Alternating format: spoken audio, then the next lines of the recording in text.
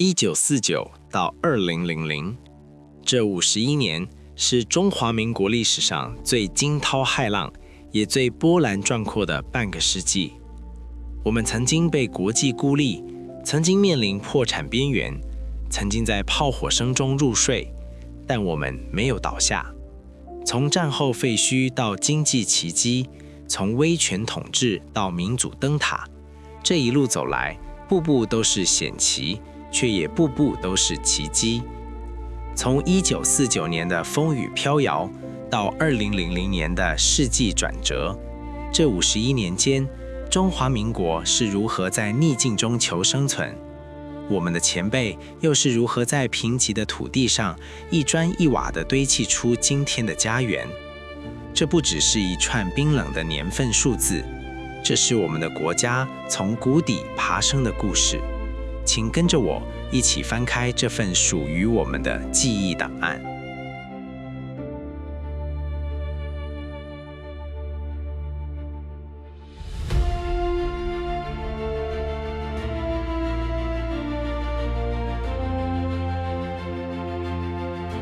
在进入正题前，大叔想耽误大家一点时间。制作这类深度的历史专题真的非常耗费心力。如果你喜欢我的内容，欢迎带一组大叔规划的 LINE 贴图回家，或透过资讯栏连结小额赞助，请大叔喝杯咖啡。你的每一分支持都是我持续还原真实历史的最大动力。现在就让我们翻开这页沉重却又充满希望的历史篇章。回望民国39年的动荡与艰辛，无数先民以血汗在风雨飘摇中为中华民国护下了一方安宁。步入民国40年，也就是1951年，这不只是日历上的翻页，更是中华民国历史上转危为安、淬炼重生的肃穆时刻。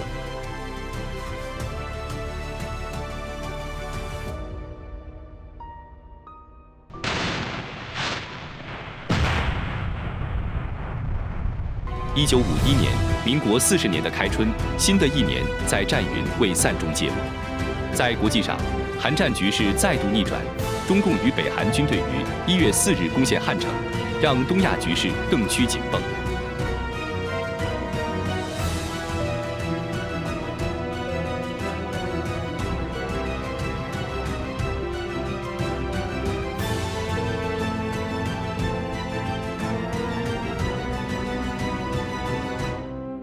而在中华民国内部，社会正努力步入正轨。1月1日，台湾水泥正式改组为股份有限公司，带动战后产业发展。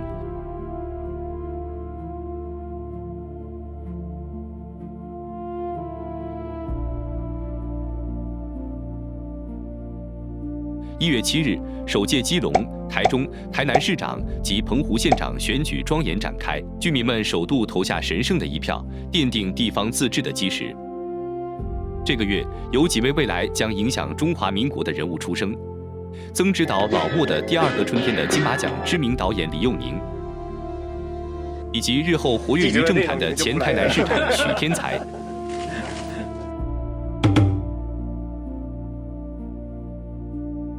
持续进入2月，外交角力成为重心。2月1日，联合国大会通过决议，正式认定中共为韩战侵略者，这加深了冷战阵营的对立。同个月出生的名人，包含了日后曾任国史馆馆长的重量级历史学者林满红，叫做林恒，带动半导体研究的前交大校长张茂忠，到美国去以后，在演艺圈曾荣获金钟奖的资深演员高玉山，真的吗？真的。那你以及被誉为台湾卓别林，日后带给无数台湾人欢笑与泪水的喜剧泰斗许不了，都在本月出生。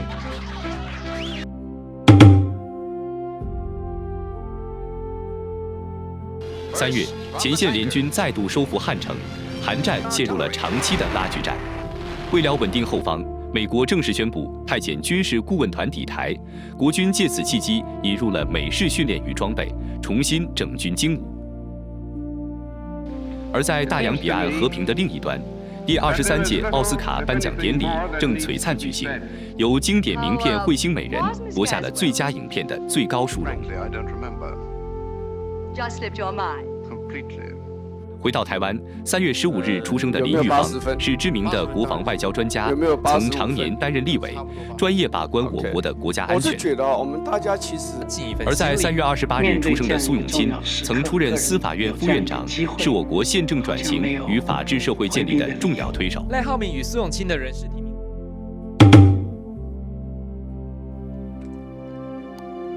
4月，国际间发生了一件震惊世界的大事。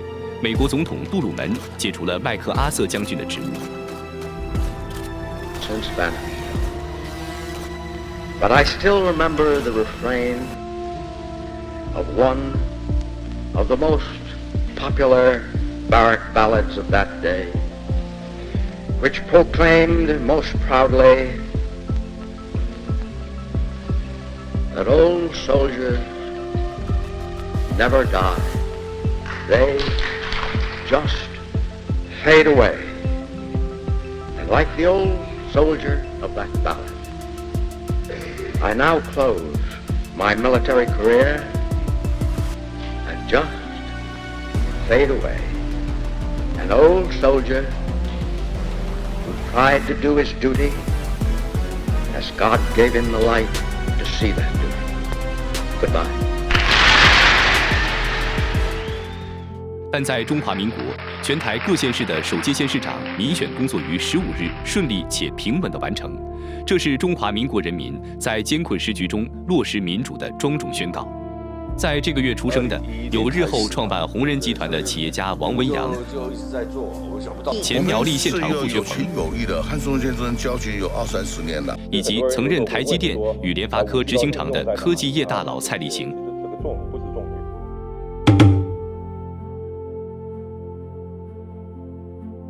5月，美台合作化为实务，军事援华团正式在台北开始办公。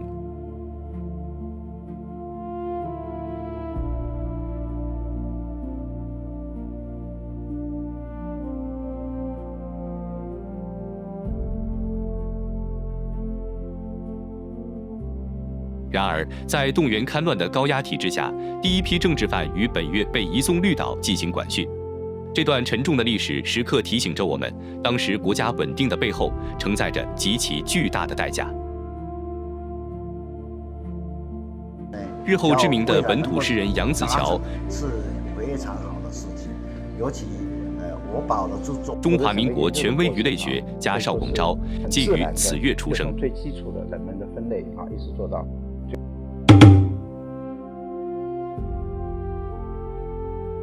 6月，世界开启了资讯时代的门缝，第一台商用电脑 UNIVAC I 在美国正式启用。The Eckert-Mauchly partnership joined the Remington Rand Company. Almost overnight, it seemed, electronic computers became big business.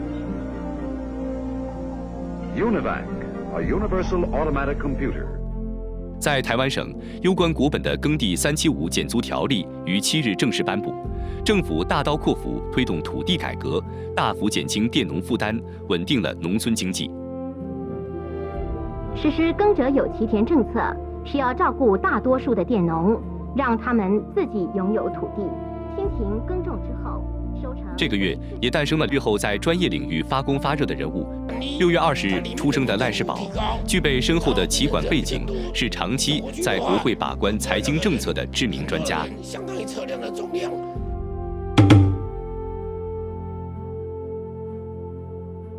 7月，韩战的停战谈判在开城艰难展开。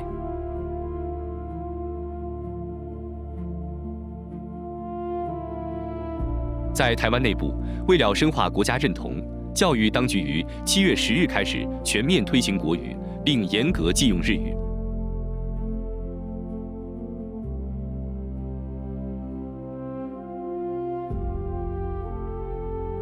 同时，为了凝聚国军精神战力，政工干校正式创立。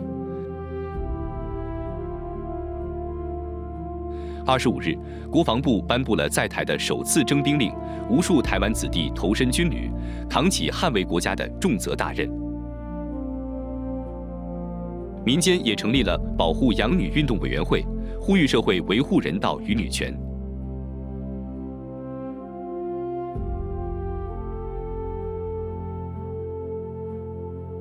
历经多时的县市长选举也在本月正式告一段落。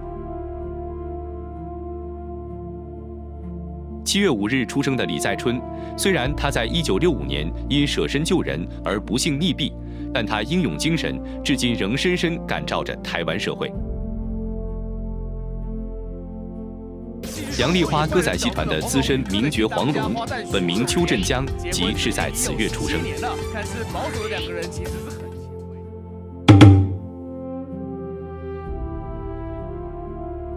8月，政府接续推动公地放领政策，进一步扶植自耕农，并在全省各地展开减租督导研讨，确保改革落实到基层。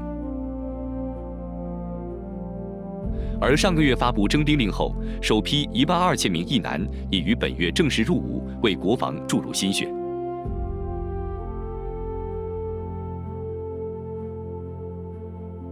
这个月星光闪闪、唱红哭砂等无数经典名曲的一代天后黄莺莺，就是本月出生的寿星。很享受。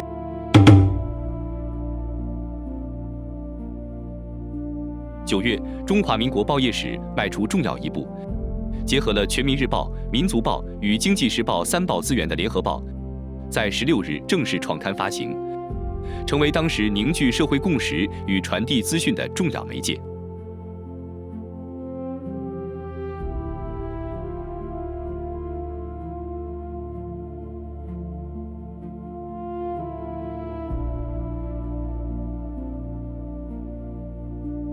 日后曾任日本夏普社长的知名企业家戴正吾，以及财税学者曾巨威，皆于本月诞生。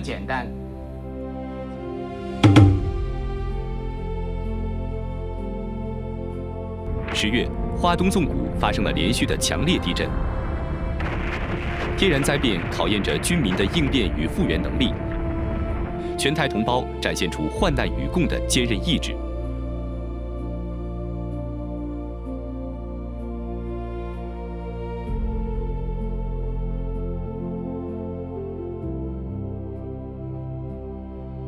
在艰困中，这个月孕育了极其丰富的文化与产业潜能。以小王爷反串扮相红遍全台的资深演员陈丽丽，那是成名，前卫文学作家武赫，金士顿科技创办人孙大卫，全都在这个月降临人世。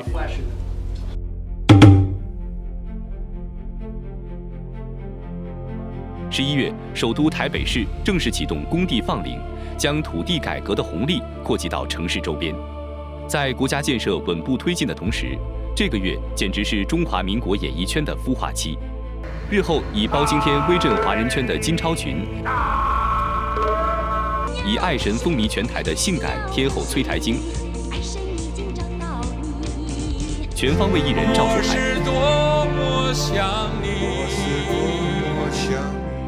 喜剧谐星张奎，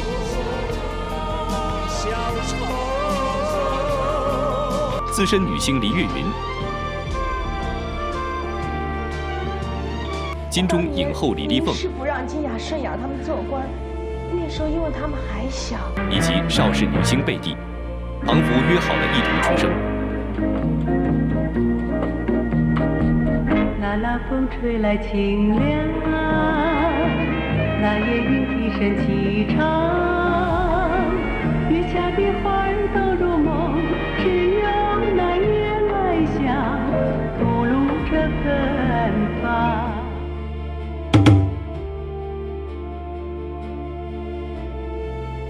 1951年的岁末，岛内第1届台湾临时省议会正式成立，确立了省级民意机关的运作基础。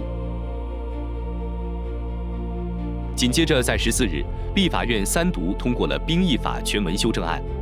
这次修正确立了常备兵现役期限为2年，并在法律中首度明定，役男在服役期间享有保留学籍与保留抵缺的权利，让当时的青年子弟在尽忠报国之余，也能拥有未来学业与职涯的法理保障。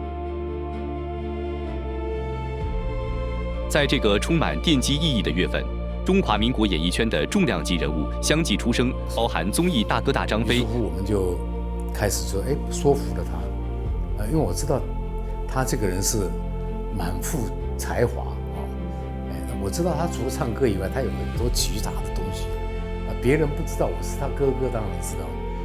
博得金马奖并创办琉璃工坊的导演张毅，我觉得时间真的是我们可以掌握的因素太低了，就是你要做的事情。以及中华民国剧场界的国宝大师金士杰，都为这一年写下了充满艺文潜力的历史注脚。走到1951年的岁末，我们看见的不只是一连串分散的事件，而是一个时代正在艰难定型的轮廓。从地方自治的推进、土地改革的落实，到兵役体制的建立，我们今日所习以为常的安定，皆是当年先烈与无名英雄们顶着狂风暴雨砌筑而成。了解这段承先启后的岁月，能让我们在未来的道路上走得更加坚定与踏实。感谢您的观赏，我们下期再见。Yet dedicated to the long fight, as long as a breath remains in us, and with faith in the Almighty, we shall continue our struggle, with or without